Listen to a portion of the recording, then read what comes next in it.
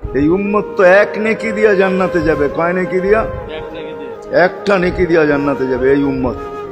অন্য উম্মতের কথা জানি না আমি, এই উম্মত এক নেকি দিয়া জান্নাতে যাবে।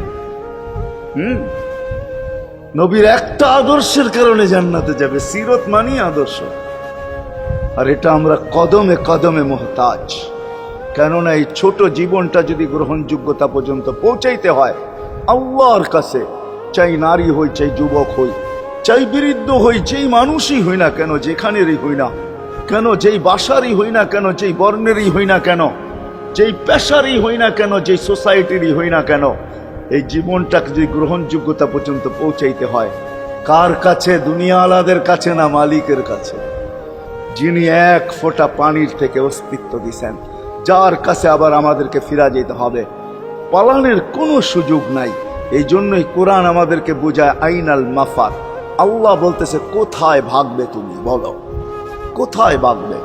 কবির কথাই সত্য, যদিও নাকি পালাও তুমি আকাশেতে লাগিয়ে সিঁড়ি লাগাও যদি আকাশে চলে যাও, তো আল্লাহ বলে তোমার পাগার কোনো সুযোগ নাই।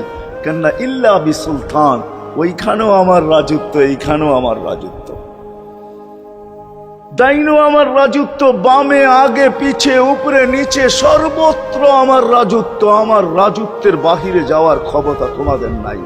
দ্বিতীয় কথা এটো, আইনা আনা মাআকুম আইনা মা কুনতুম, যেখানে যাবে ওইখানে আমি সঙ্গে থাকব, আমাকে দূর করতে পারবে না।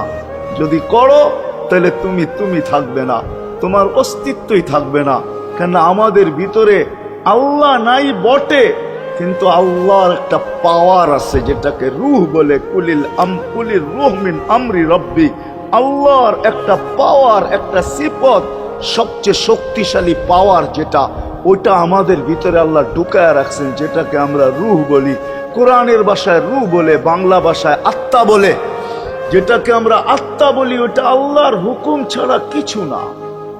আল্লাহ বলে ওটা মনে করে নাও আমি তোমার ভিতরে আছি, কেন এটা আমারই জিনিস। কুলির রূহ মিন আমরি রব্বি, আমাকে পৃথক করলে আর তুমি থাকবে না।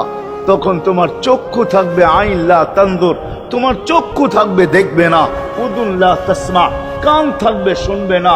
লিসান লা তানতিক, জবান থাকবে কিন্তু জিহ্বা থাকবে কিন্তু বলবে না।